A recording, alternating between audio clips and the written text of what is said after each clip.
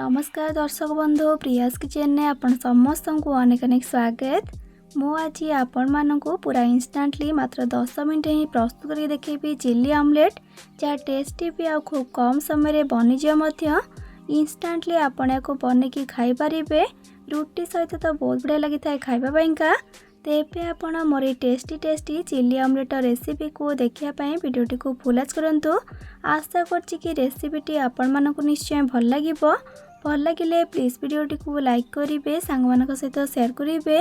Channel नुआ थिले please channel को सब्सक्राइब करनेबे। तेबे चलंतु देर न करी फटाफट रेसिपीटी बनैबा स्टार्ट करिबा।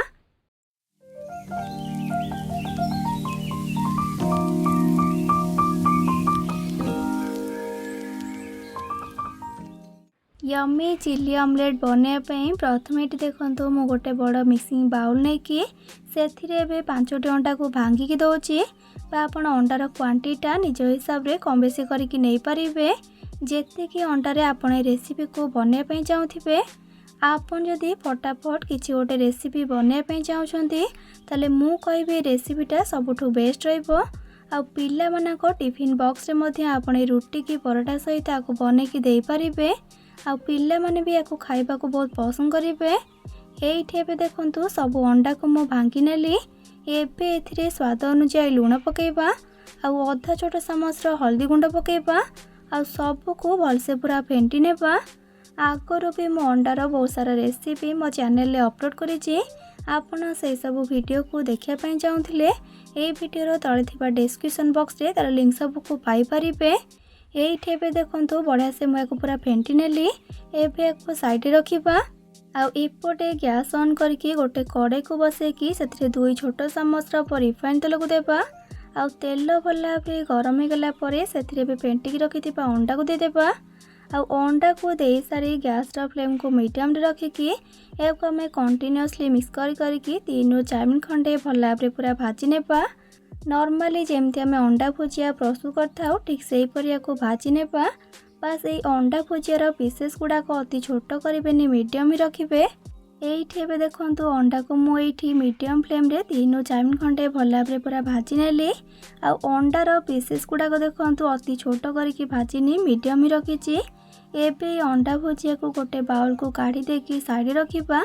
आउ चिल्ली बनवाई से सेम कड़े रे देदेबा 2 छोट चामच रिफाइन तेल। आ तेल भलसे गरम हो गला परे गोटे छोट चामच दउची रसुण कटा आ 2टी कंचा लंका कटा बा लंका आपण निज टेस्ट हिसाब रे कम बेसी करके नहीं पारिबे। जेतिके आपण राग खाइबा को पसंद करथिबे। एबे तेल रे लंका और रसुण को टिके खाली भाजी नेबा। आउ तार कंचा बास्नाटा चली गला परे सेथिरे गोटे मीडियम साइज रो कटा पियाज को दउची। आउ गोटे कप दउची कटा कैप्सिकम आउ अल्प टिके स्वाद अनुसार लुण पकेबा।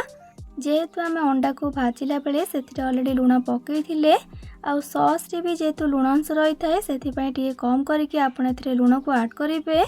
एबे सब को भलसे पूरा मिक्स करनेबा। आउ गैस रो फ्लेम को मीडियम रे रखिकी आम 3 मिनट खंडे भाजी नेबा। जेमती कि पियाज आउ कैप्सिकम हमरा हल्का सॉफ्ट होकी भाजी जीवो। अधिक टाइम या भाजबेनि कारण भेजिटेबल्सटा क्रंची रही चिल्ली आइटमटा खाइबा को भल लगी थाए। बस टिके खाली ट्रांसपेरेंट होगा जाए 3 मिनट खंडे या भाजी नेबा। 3 मिनट पर ये देखो पियाज आउ कैप्सिकम हमरा हल्का नरम होकी भाजी गलानी। एहीपरी पियाज आउ कैप्सिकमटा भाजी गला परे तापरे सेथिरे आमे ऐड करिबा 1/3 टीस्पून गोलमरीच गुंड। अधिक गोलमरीच गुंड ऐड करेंगे ना खाइला बेले केवल गोलमरीचर टेस्ट ही अधिक आसो। एबे सबको भलसे पूरा मिक्स करनेबा। आ मिक्स करनेला परे तापरे सेथिरे आमे ऐड करिबा एबे गोटे छोट चामच डार्क सोया सॉस बा आपण लाइट सोया सॉस नहीं 2 छोट चामच ही ऐड करेंगे। एबे पुणी थरे सबको मिक्स करनेबा। आ गैस फ्लेम को सेमती मीडियम रे रखिकी बेसी ना आ गोटे मिनट खंडे टिके खाली भाजी नेबा। जमा भी या भाजवा टाइम रे छाड़बेनि कि गैस फ्लेम को हाई करेंगे ना सॉस आमर बहुत जल्दी तलू पोड़ीजिव। आउ गोटे मिनट खंडे मीडियम फ्लेम रे भाजला परे टिके आमर यहाँ भाजी गलानी।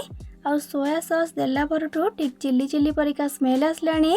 एबे गैस फ्लेम को लो कर देकी सेथिरे पकेबा गोटे बड़ चामच टमाटो केचप आउ ता सहित गोटे बड़ चामच देबा ग्रीन चिली सॉस बा चिल्ली सॉस आपण निज टेस्ट हिसाब रे कम बेसी करके नहीं पारिबे। एबे सेमती लो फ्लेम रखिकी सबको भल भाव थे मिक्स करनेबा। भात सहित खाइबाठू आपण रुटी सहित या खाइबे अधिक टेस्ट लगिबो किंबा पूरी की परोटा सहित मध्य खाइबे भल लगिबो। सबको भलसे टिके मिसै नेला परे एबे से भाजिकी रखिथिबा अंडा सबको ऐड करनेबा। आ सबको भलसे मिसै देकी गैस फ्लेम को सेमती लो रे रखिकी बेसी नाई 2 मिनट खंडे एमती या मिक्स करके भाजी नेबा। एठी लुक्स रु देखिकी लागुच ना केते टेस्टी बनी थियो बोली। सीरियसली बहुत ही टेस्टी बनी थिला। आपण डेफिनेटली थरे बनातु तापरे जानि पारिबे केते टेस्टी लागि थाए खाइबा पइका। लो फ्लेम रे आ 2 मिनट खंडे भाजला परे एठी हमर एबे प्रस्तुत हो गला बहुत ही टेस्टी डिलीशियस चिल्ली ऑमलेट। एबे गैस फ्लेम को ऑफ करनेबा। तेबे आपण मोर रेसिपी को घरे थरे नियात भाबरे बनेकी ट्राए करंतु। आ बनेकी खाई सारा परे किपर लगिला कमेंट सेक्शन में जणाया पई जमा भी भूलिबेनी। भल लगी प्लीज वीडियोटी को लाइक करेंगे, सांग सहित शेयर करेंगे। चैनल नुआ थिले प्लीज चैनल को सब्सक्राइब करने आ पाखे छोट bell icon all option click करेंगे जहाँद्वारा मो अपलोड करथिबा मो समस्त वीडियो नोटिफिकेशंस आपण सर्वप्रथमे पाई परिबे। तेबे आज पई रहउची पुणी आसीबी नुआ एक रेसिपी नेकी से पर्यंत रहिली। Love you all. जय जगन्नाथ।